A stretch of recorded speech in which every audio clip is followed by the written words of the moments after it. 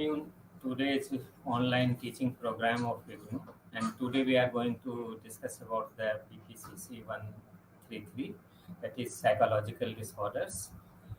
And I am Dr. Kaloiya. I am additional professor of clinical psychology at the National Drug Dependence Treatment Center, AIMS. So what we are going to discuss today, we all know that the psychological disorders are highly prevalent.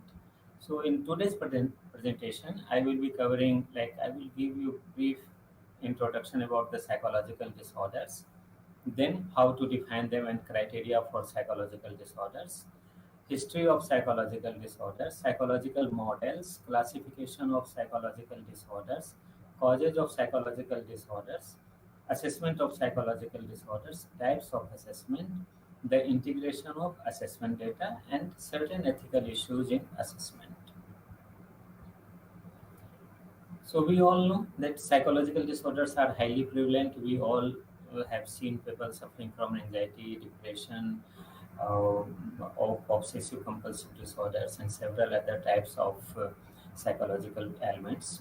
So psychological disorders have certain symptoms, etiology means causes, the conditions in which it is maintained, and effect on day-to-day functioning of the individual. Psychological disorders may develop in anyone, irrespective of age, gender, ethnicity, region, and other such factors. Earlier, they were believed that a certain ethnic group or certain gender or certain caste are having more certain type of psychological disorders than others, but that is not the fact. It is prevalent across the various variables. It affects the family and society of the person who has a psychological disorder. So it's not only affecting the person who is having anxiety or depression or mania or psychosis or OCD. It affects the individual's family, the person who is staying in the family. All family members are affected. It disturbs them a lot. It creates distress in family members, as well as society is also getting affected of these illnesses.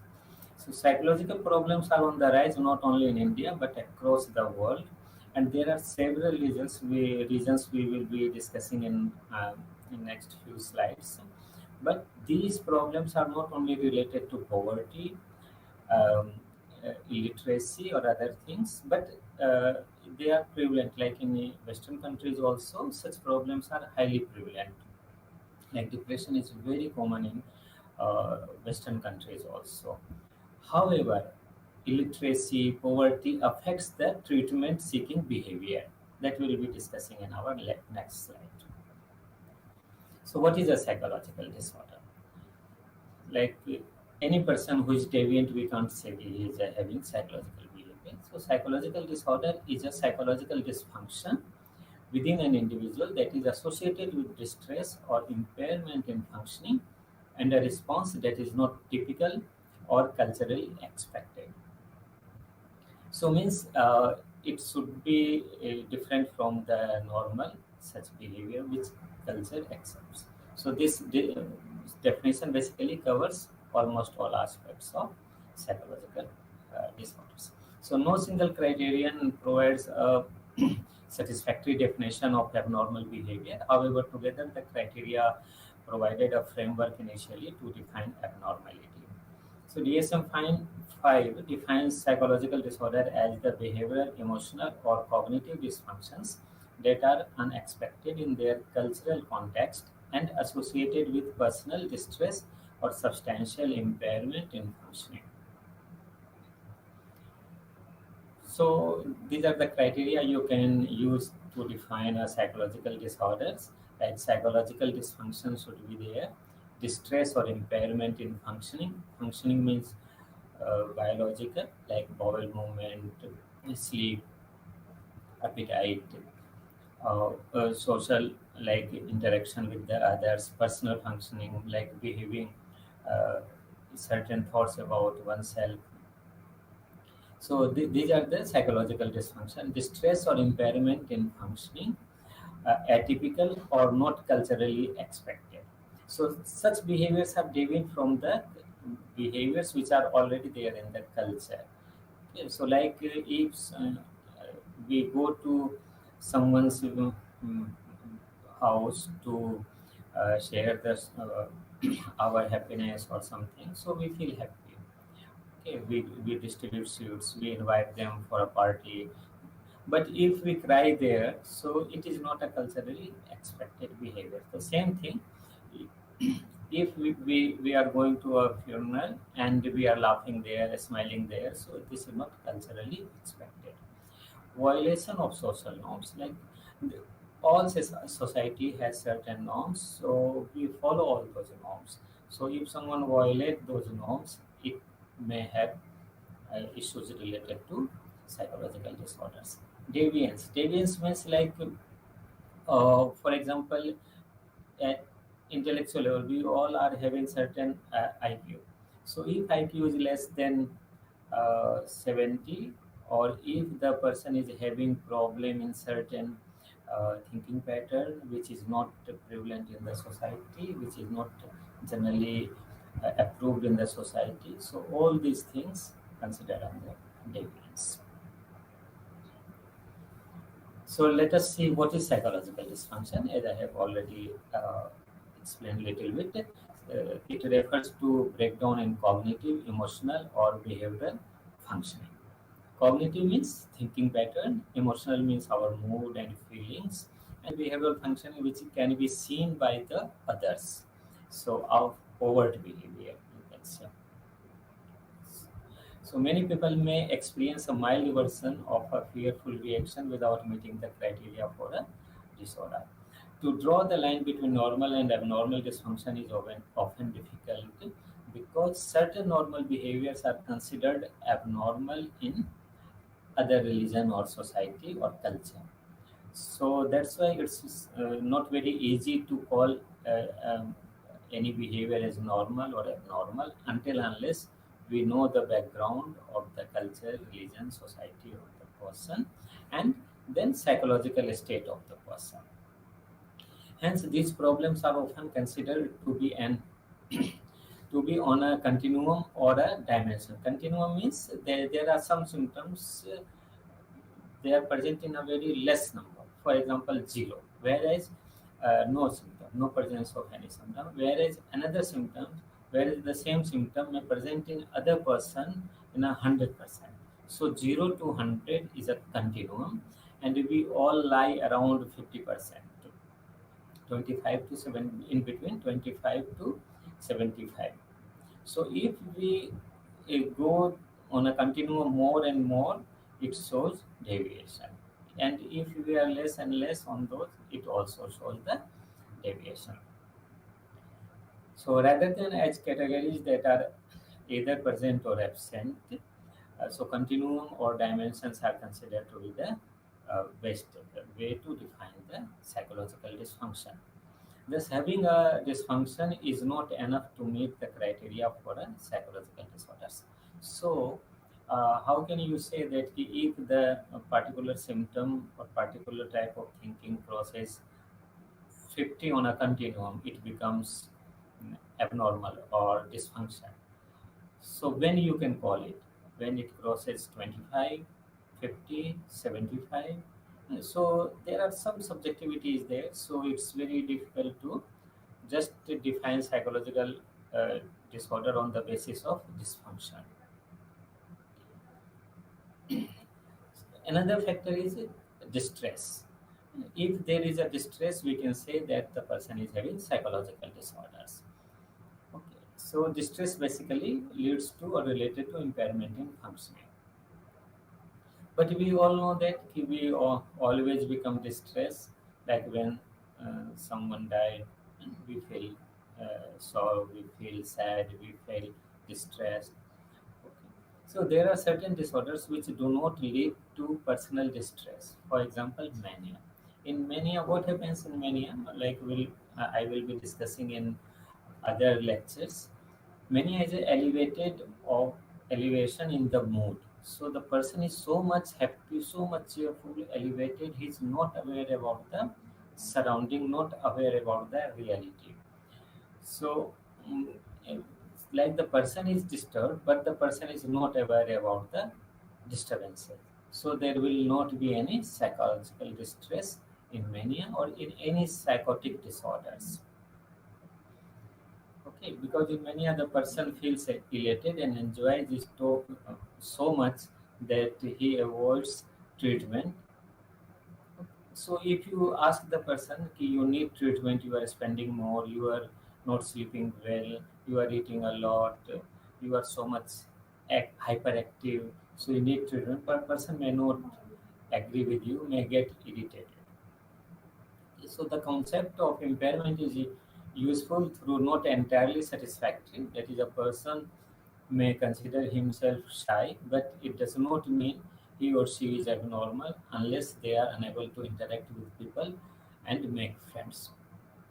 This again illustrates that most psychological disorders are extreme expressions of normal emotions, behaviors, and or cognitive processes. Coming to the criteria of culturally unexpected uh, behavior or not culturally expected or atypical, we call it atypical. Those behavior which are seen in many members are called typical behavior. Those who are not seen in many members called atypical behavior. Uh, Atypical or not culturally expected in an important but insufficient criterion to determine abnormality. We all know that at times things are considered abnormal because they occur infrequently and deviates from the average. The greater the deviation, the more abnormal it is. However, not all kinds of deviations can be considered as disorders. For example, artists usually deviate from normal, but instead of being identified as disordered, they are called talented with unusual thinking or innovative thinking or creative thinking. Not only such people are well paid, but they enjoy their careers as well. The society accepts such unusual thinking. So, like this is one criteria, atypical behavior or not culturally expected behavior, but sometimes these are not abnormal. Okay. Another criteria is violation of social norms. Yes, this is very much important. This component of psychological disorder is very useful in understanding the cultural differences in psychological disorders. For example, to enter a trance state or to believe that one is possessed reflects a psychological disorder in Western culture, but not in many other cultures. Like in our certain society and culture, they accept trance or possession syndrome. For example, the goddess has come inside the body. However, violation of social norms as a criterion has been misused. So, in earlier days, due to property dispute, due to some other malintentions, someone like society or majority of people stigmatize one person as a mentally ill. So the person is uh, treated in the asylums. Okay, so these are used as a punitive measures also. Those who are not following societal norms, so society may term them as a mentally disturbed or mentally ill. Statistical infrequency, this is again deviance. It is considered as criterion for abnormal behavior. You all be knowing that bell-shaped curve. So around 68% of population, they are more or less behaving in the same manner. So if those are not under this, around uh, 32%, so they are considered as abnormal. So this is also not very correct criteria to label someone as a mentally ill or psychological disorder. So the normal curve places most people in the middle as far as any characteristic is concerned, and very few people fall at either extreme.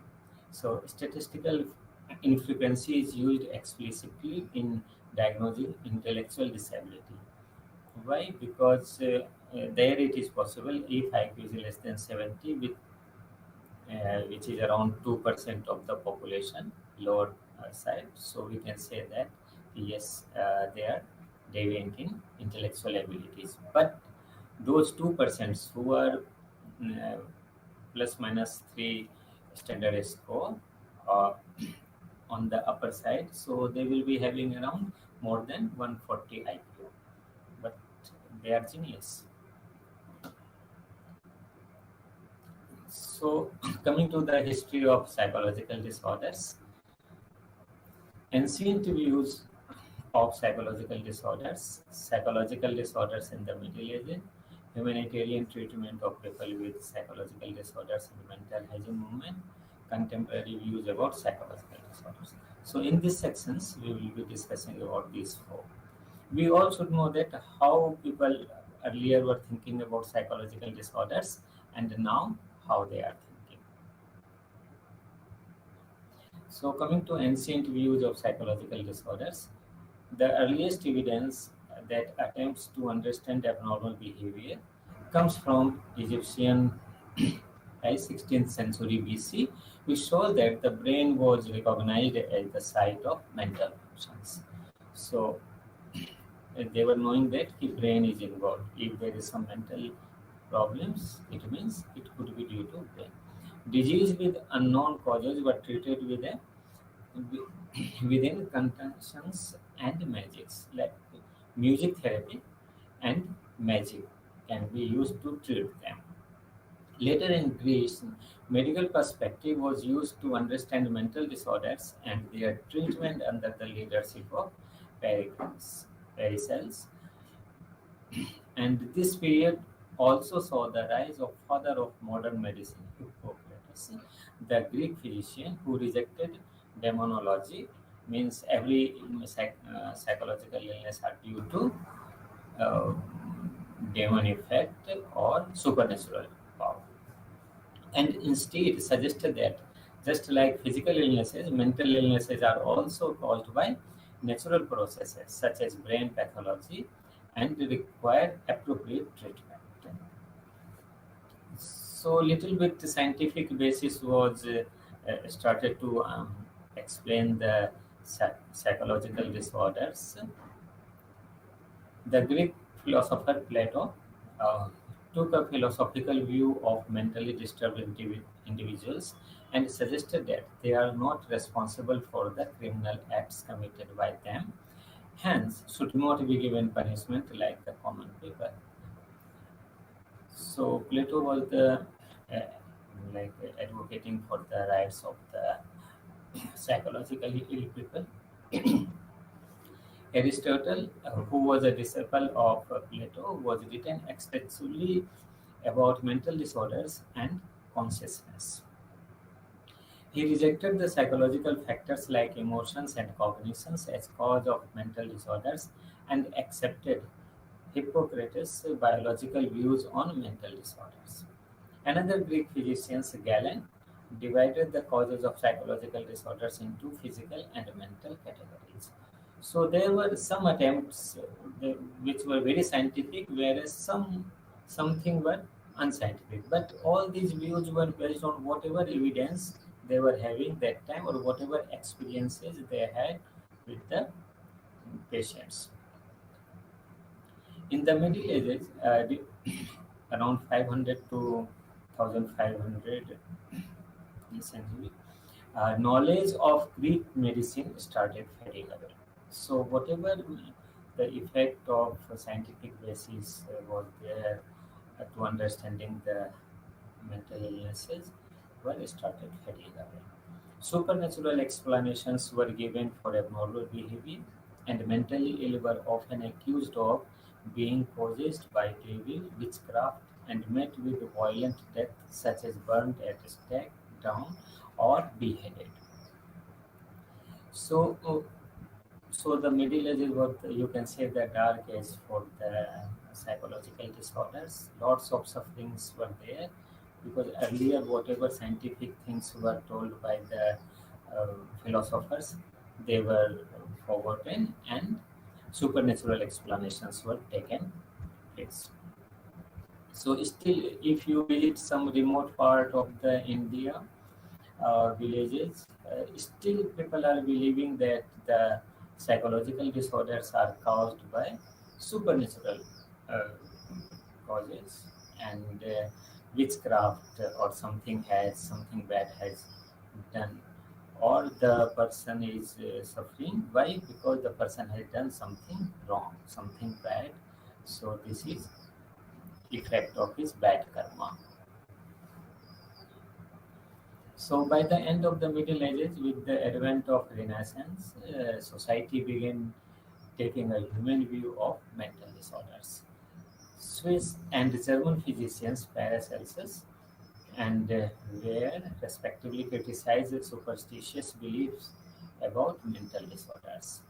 Ware is considered as the founder of modern psychopathology, as he was the first specialist of mental disorders, though he faced protests from church and his works were banned until the 20th century. So that time, like church were more powerful, so they were managing and dictating each and everything to the society, and society has to follow, even though they were not scientific in nature. So strong advocacy for scientific view of mental disorders led to the development of modern clinical and experimental approaches.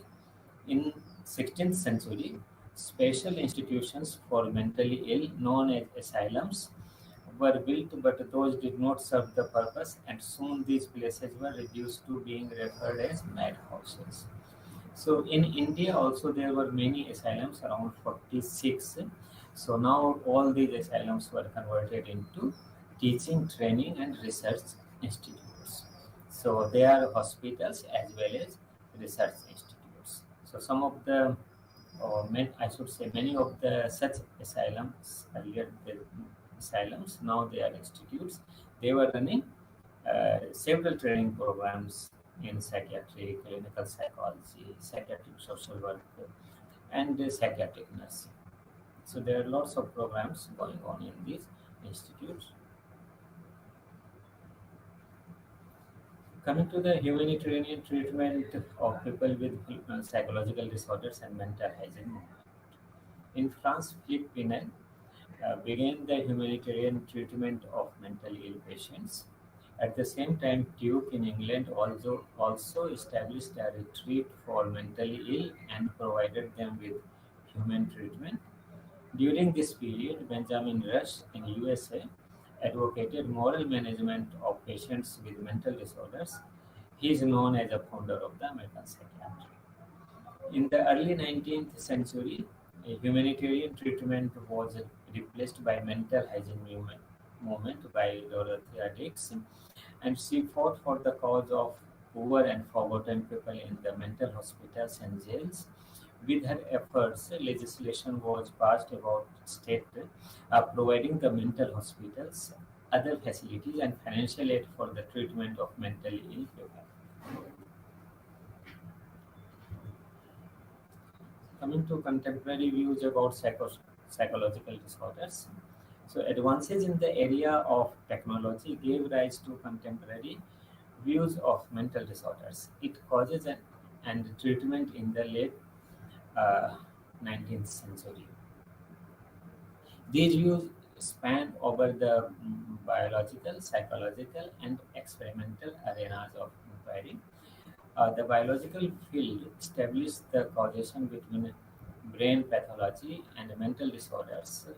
For example, Emil Kraepelin developed the biological viewpoint by emphasizing the importance of brain pathology and mental disorders. So he also gave the classification system that became the precursor of modern day classification system like diagnostic and statistical manual DSM. So is- Kraepelin highlighted the role of brain pathology in development of mental disorders.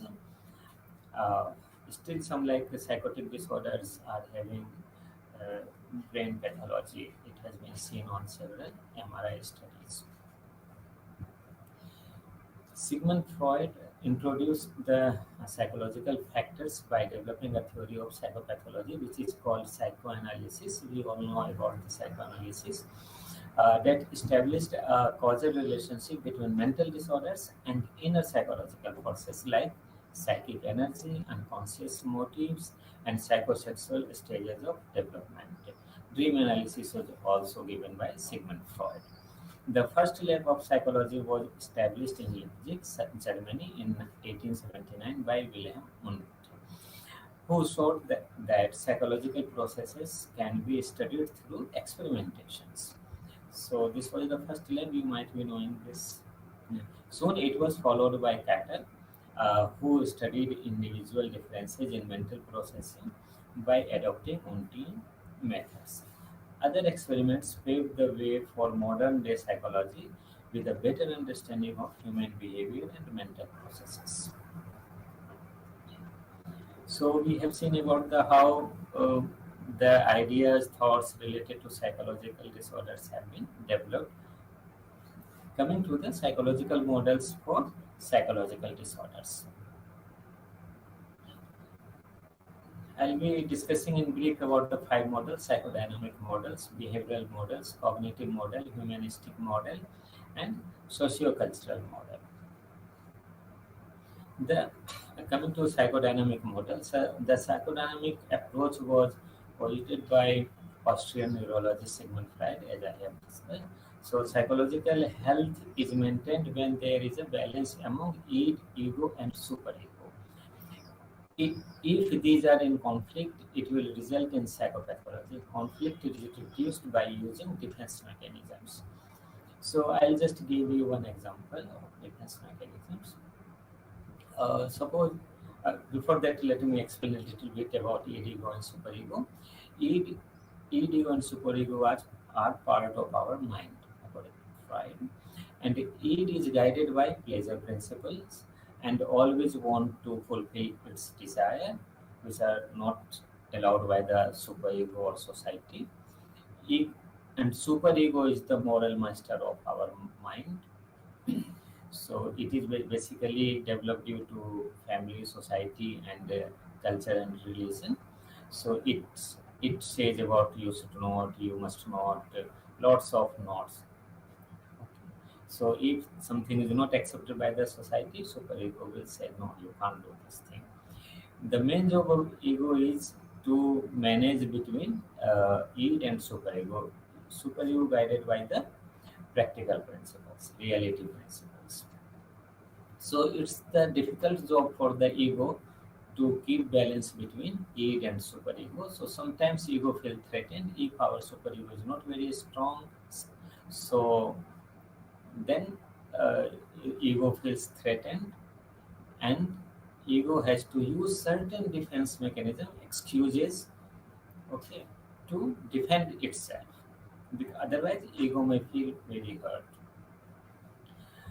So suppose if you have got less mark in your exam in one paper, so you say ki, because you have not written well, but you may say that the teacher doesn't like you. That's why the teacher has given you less mark.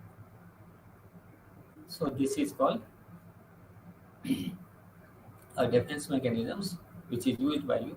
But keep remembering this thing: ki ego always like use defense mechanisms, and all these defense mechanisms are used unconsciously. It means we are not aware about that we are using purposely these defense mechanisms. So they are not basically excuses. They are even people. That's why when you confront a person, no, no, it is not like that. The person will not accept because he is not aware. Why? Because these defense mechanisms used unconsciously by the ego. So the persons are not aware. So until unless you put more effort, someone will help, or you try to self realize, then only you will find out that you are using such defense mechanisms. Coming to the behavioral model, based on behavioristic school of psychology, we all know the model puts forth the psychopathology is the result of learned reactions to environmental experiences. Means these are nothing, all psychopathologies are learned, and faulty learning is the result of either classical conditioning or operant conditioning. We all be knowing that classical conditioning was given by Pavlov and operant conditioning by Skinner. Coming to cognitive model, first introduced by Albert Ellis and then Aaron T. Beck. They have given cognitive behavior therapy also for treatment of the psychological disorders. They proposes psychopathology to be the result of individual acquiring irrational beliefs, developing dysfunctional ways of thinking and processing information in biased way. Okay, suppose you have wished your teacher, you are going into your classroom, you have wished your teacher, teacher hasn't replied. So what type of thought will come into? You may think that the teacher doesn't like you. Okay. But there could be several reasons for that. Teacher was preoccupied, teacher was not, your voice was so soft, so it haven't reached to the teacher, uh, or teacher might have not mm, listened to your, not seen you, so she was not aware that you have missed. Coming to humanistic model, this undertakes the concept of insight into behavioral and emotional problems, and people acquire psychological conflicts. However, they have the ability to acquire self-awareness, value, sense of meaning of life, and pursue freedom of choice. So Carl Rogers and several others have developed this humanistic model for treatment or understanding of psychological disorders. Sociocultural models, individuals, culture, and group value system play an important role, we all know. And however, they may also act as protective factor against psychopathologies. So these models were basically tried to explain the psychopathology or psychological disorders. Coming to the classification of psychological disorders, why there is a need for classification in abnormal psychology or clinical psychology or for psychological disorders. Why? Because it differentiates among various types of categories of maladaptive behaviors. It brings order to the nature, causes, and treatment of such behavior. It helps in meaningful communication about behavior, normal or abnormal. It provides the basis for epidemiological data such as incidence and prevalence of various disorders. It provides the basis for formal diagnosis, which is especially required by the socio-legal system, for example, insurance claims, court of law. It also helps in identification of new type of disorders which require new treatment techniques. So what are the approaches of classification? There are three approaches: classical, categorical, dimensional, and prototypical. Classical approach assumes the following: all human behaviors can be divided into the categories of healthy and disordered or unhealthy. And disorders are divided into discrete and non-overlapping classes. Only one set of causal factors per disorders exist. There is only one set of defining criteria for each disorders which must be met for making a formal diagnosis.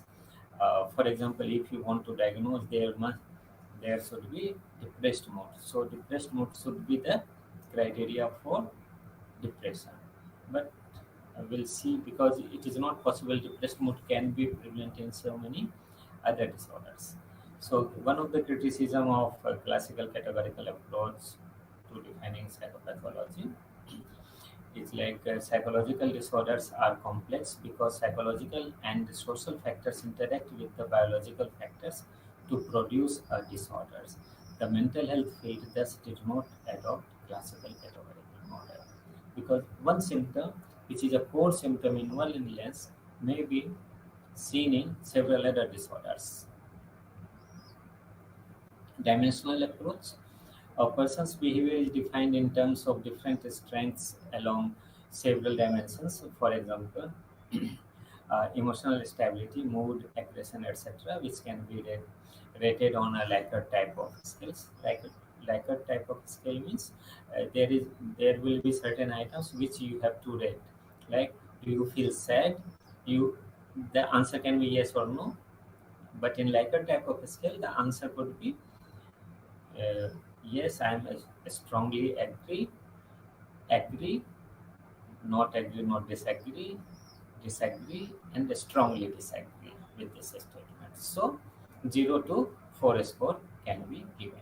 So that way, like Likert can be 5 or 10. It's up to the depending upon the what type of scale you are using.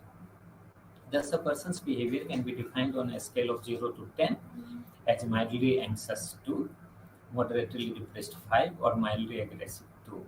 So, same dimensions are to be used for defining behaviors of everyone, and the difference in behavior would be based on the ratings of the established dimensions that may range from low to high. So, but theorists have not reached a consensus on the number of dimensions that can be used to define human behavior, as some agree on one dimensions while others identify more than 33 dimensions. So, so that is the like you have to mix both the um, cl- classical like categorical as well as dimension approach. So this is called prototypical approach of psychopathology. It combines both categorical and dimensional approach. A prototype is a conceptual entity depicting an idealized combination of characteristics that more or less regularly occur together in a less than perfect or standard way at the level of actual observations. According to the approach, certain essential characteristics are required to classify an entity. However, there are some non-essential characteristics also that do not change the classification. So, but the criticism is also there. The categories of disorders are not clearly defined, as some symptoms are shared by more than one disorder. However, it has become the most favored approach. It is it is it is user friendly and enlists many different features of the disorders, out of which not all but some are required for the formal diagnosis. Development of ICD, we all know, International Classification of Disease, and the DSM, American Psychiatric Disorder Association systems. So these are the different years where these systems were. Now we are following DSM 5 and ICD 11. So general criticisms of the classification. Classification leads to loss of information. Classifying a person as depressed or anxious results in loss of information about that person, reducing his or her uniqueness. Labeling. Once labeled, an individual starts identifying himself or herself with the negative connotations associated with the label. It also leads to stigma, as mental disorders are viewed negatively by the society. Discrete entity versus continuum, like categorical versus dimensional classification. The debate of discrete or continuum has not been resolved, and despite criticism of categorical approach, DSM represents a categorical that is a yes/no approach to classification. So there are some questions related to reliability and validity of the diagnostic systems, ICDs or DSM. But uh, despite of various criticisms, we have to follow a certain system because you have to diagnose. Without diagnosing, you cannot provide treatment. So there must be some diagnosis or some formulation. On the basis of that, you are going to provide the treatment. So, like DSM-4 and 4TR were multi-axial systems. This is just for information because now we have DSM-5. So, all pervasive developmental disorders, learning disorder, motor skill disorder, and communication disorders previously coded on axis 2 in DSM 2 or 3 are now on axis axis 1. Axis 2, personality disorder, mental retardation. Axis 3, general medical conditions. Axis 4, psychosocial and environmental problems, axis 5 current level of functioning. So multi-axial system was also important. Usually people consult a clinician for axis 1. So axis 2 disorders may exist prior to ac- axis 1 disorder. For example, a person come for a person comes for treatment or problem of depression, but developed 15 days ago. But on axis 2, it was found that he was having personality disorder also. So in DSM-5, multi-axis system has been abandoned. It has used an operational approach to diagnose, that is, diagnostic criteria for persistent depressive disorder, dysthymia, are based on a combination of diagnostic criteria from two diagnoses from DSM-4, chronic major depression and dysthymic disorders. Gender differences have been accounted for diagnosis by providing the differences in prevalence rates and symptoms between male and female patients. Appraisal of cultural background has also been done, as nowadays clinicians have to diagnose and treat many patients who come from cultural background that are different from that of the or the doctors. The DSM-5 contains a structural interview which has a 16-item cultural formulation interview, CFI it is called. The interview inquires about the patient's perspective on their present problems, how they perceive the influence of others in influencing their problems, ways in which their cultural background can influence their adjustment, and their experiences in seeking treatment for their problems. Coming to causes of psychological disorders. So one distinction between necessary, sufficient, and contributory causes. The problem of feedback and circularity in abnormal behavior, concept of diathesis, stress model of abnormal behavior. So necessary, sufficient, and contributory causes, say, a condition that must exist for a disorder to occur. It is not always sufficient by itself to cause a disorder. Many mental disorders do not seem to have a necessary cause, and the search for such causes continues. Sufficient causes, that a condition that guarantees the occurrence of a disorder. A sufficient cause may not be a necessary cause. For example, helplessness is a sufficient cause of depression, but it is not a necessary cause, as there are other causes of depression as well. Contributory causes, a condition that increases the probability of developing a disorder but is neither necessary nor sufficient for the disorder to occur. For example, that divorce might precipitate depression. Causes both based on time frame, distal causes factor, and proximal causal factors. Distal causal factors that occur early in life and may not show their effect on many years but may contribute to a predisposition to develop a disorders. For example, death of a parent in early childhood may become a distal cause for depression in adulthood. Proximal causal factor that operates shortly before the occurrence of the symptoms of a disorder. It may be a condition that proves too much for a person and may trigger a disorder. Sometimes it may seem to be trivial and only distantly related to the more distal causes. For example, a minor argument between a couple may lead to a major difficulties in case of a couple who are already experiencing marital problems. Reinforcing causes, conditions that tends to maintain maladaptive behavior that is already occurring. For example, pampering by parents may lead to maintenance of illness behavior in a child. The problem of feedback and circularity in abnormal behavior. Abnormal behavior most often does not follow a simple linear model of cause and effect. Sometimes it becomes difficult to distinguish between cause and effect. For example, whether excessive drinking in a spouse leads to rejection by the partner, or rejection by the partner leads to excessive drinking. Diathys stress model. Diathys stress model have been proposed by Mill, Metalsky, Rosenthal, and Zuckerman.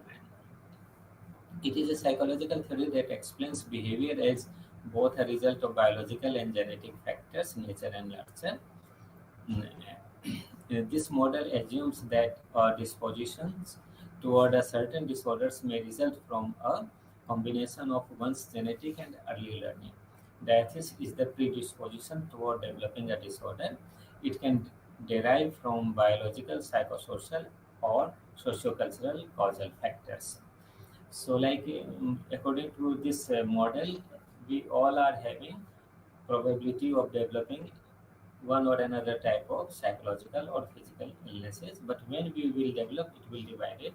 It will be decided by the environment and certain other factors. Stress, you can call it. So when there will be undue stress on us, if there is a already vulnerability of depression, we may get depressed. So stress is the response of an individual to demands that he perceives as taxing or exceeding his personal resources. According to the model, this predisposition in combination with the certain kinds of environmental stress results in abnormal behavior. This theory is often used to describe the manifestation of mental disorders like schizophrenia that are produced by the interaction of a vulnerable hereditary predisposition with precipitating events in the environment. It was originally introduced as a means to explain some of the causes of schizophrenia. Assessment of psychological disorders. So, how to assess these disorders? And what is assessment of psychological disorders? So it refers to a procedure by which clinician using psychological tests, observations, and interviews develop a summary of the client's symptoms and problem. Clinical diagnosis is the process through which a clinician arrives at a general summary classification of the patient's symptoms by following a clearly defined system such as DSM-5 or ICD-10. And the clinical assessment may be defined as the collection, organization, and interpretation of information about the person and his or her situation. According to the Butcher, psychological assessment can be an ongoing process that proceeds along with rather than only preceding treatment efforts and may be important during treatment. For example, to assess outcome. Basic elements of assessment. So, diagnosis presenting problems may be adequately classified for several reasons. Medical legal cases helps in planning, managing the treatment, helps in administration to provide the facilities needed. Taking a social history that means a basic understanding of the individual's history, intellectual functioning, personality characteristics, environmental pressures and resources helps in understanding the disorder that brought the person to the clinic. Personality factors such as long-term personality characteristics, the social context, the environmental demands and supports, and the social stressors that exist in person's life. Types of assessment. Biological assessment. So general biological assessment was done by are done by medicos, doctors, or mm, paramedical staffs. So, but psychologists they do psychological assessment. In biological assessment, neuropsychological assessment was mentioned. That is a psychological assessment. So we have interview technique, initial intake or admission interview, mental status examination, crisis interview, diagnostic interview, unstructured interview, structured interview, then clinical interview, therapeutic interview, then a psychological test for intelligence, personality, or for diagnosis. For personality, we have objective test and projective tests. Then behavioral observation or behavioral report also we prepare. Behavior and cognitive assessment under that stimuli, organismic response, and consequent variables we study. So, under neuropsychological assessment, there are various batteries like Hall-State battery, and there are various tasks which assesses almost all lobe functions. Another battery is Luria, Nebraska neuropsychological battery that also it is a very big battery and takes lots of time, around 2.5 hours.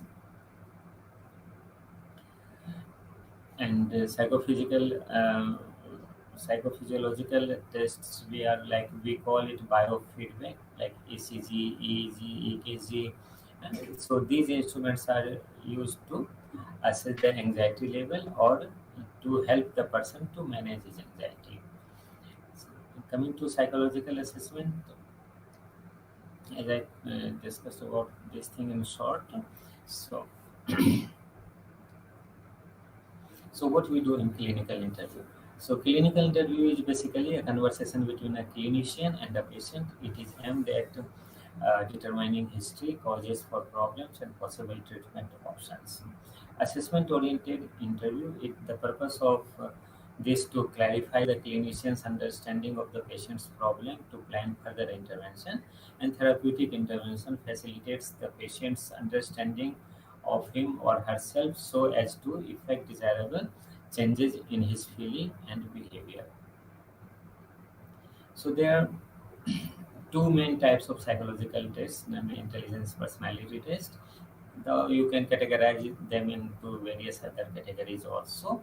Most commonly used intelligence tests are Wechsler's intelligence scale for children, we call it BISC, or WAIS for adult, and Bhatia's battery of performance intelligence also. This is Indian battery, and Sagan form board test is also used to assess intelligence, especially this SFBT is used to see the level of intellectual disability. In personality test, Neo PI is there, the MCMI is there, and MMPI is there. So now we have MCMI 4.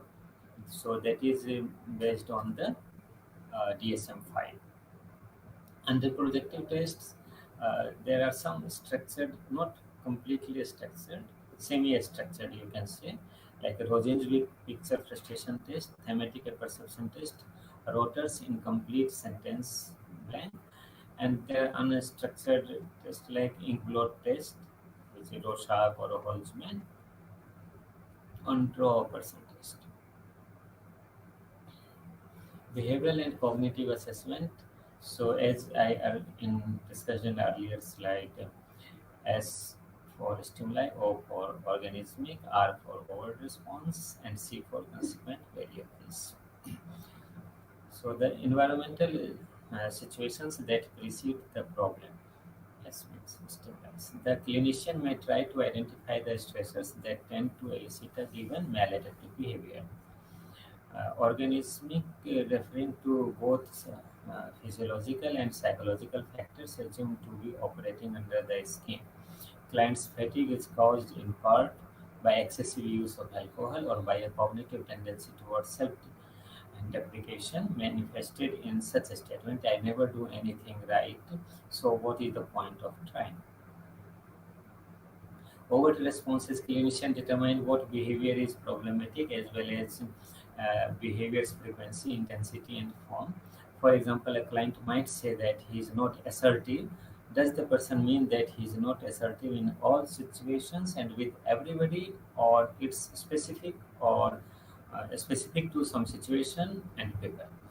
Consequent variables, event that appear to be the reinforcing or punishing the behavior in question. For example, when the client does not show assertiveness, it pays by maintaining the status quo, thereby keeping the person from being assertive. A behaviorally oriented clinician attempts to specify SORC factors for a particular client.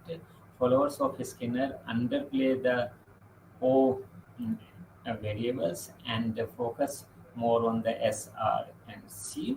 Cognitively oriented behavior therapists pay less attention to C variables because cognitive behavior paradigm does not emphasize reinforcement. The information about SORC is gathered by several methods such as direct observation of behavior in real life as well as in contrived settings, interviews, and self-report measures. So this was the presentation, and one part which I just want to mention about the ethical aspects of the assessment. So you have to follow the ethics while you are assessing the any client or patient. So what are these ethics? So first one is you are supposed to use only those tests in which you are trained. If you are not trained in using a test, please do not use those tests. Okay, that is one thing. Another thing, like if you are working in a private setup, so you have to tell your fee in advance, not after completing the assessment, then you are asking the money from the client. Okay.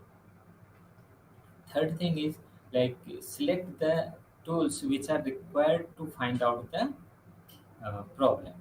So, for example, if a person has come to know about the personality or the person is suffering from depression, so you have to select the tools accordingly. Not all sort of tools you are going to use on that one patient just because you got one patient, so you are using each and every tool.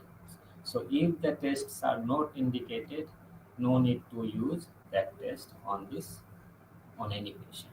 Okay. So there must be some rationale for using psychological test on patient. Okay. If you want to learn for learning point of view at a graduation level, you can use this test on your friends, on your family members. But remember, the findings should not be taken very seriously because in most of the time the findings if you administer on your known two persons, the findings may not be very reliable because there is a tendency of social desirability. So they will give you the response which is accepted in the society. But just for the learning purpose, you can do those things. Then tell the patient in advance how much time it will take about the assessment. Okay, and how many sessions do you require? So tell each and everything, and whatever findings you have got from the patients, okay, interpret it with the other findings which you are having. Do not manipulate the finding. If something is given tell by the patient has told something, you have to record it. You are not supposed to manipulate, you are not supposed to modify that statement. So same way, if patient has ticked yes, you have to take that response. If patient has ticked no, you have to take that response. And you are not going to change the response. Okay, so these are the certain ethical issues related to the assessment. In our next class, we will be discussing about uh, anxiety, panic, and obsessions. So you might be very much aware that we all are having some amount of anxiety during the exam, before the exam, before going for a job interview, okay, before catching first time the flight or train. So that much amount of anxiety is normal. So, but like we have discussed already about the category and dimensions or hierarchy or continuum. So we have to see the when we can call the anxiety is pathological. Same way, obsessions, like lots of thoughts come into our mind, and so we are not getting disturbed about those thoughts. But if one type of thought comes again and again, it gets us irritated and is irritating us. So such type of thoughts, if they are repeating and causing anxiety, they are called obsessions. They do not come with our will, they are against our will. And we do not want such thoughts, but they come. So let us see what we are going to have in the next class. Hope you will come with some amount of reading. So we'll see that. Okay, namaste.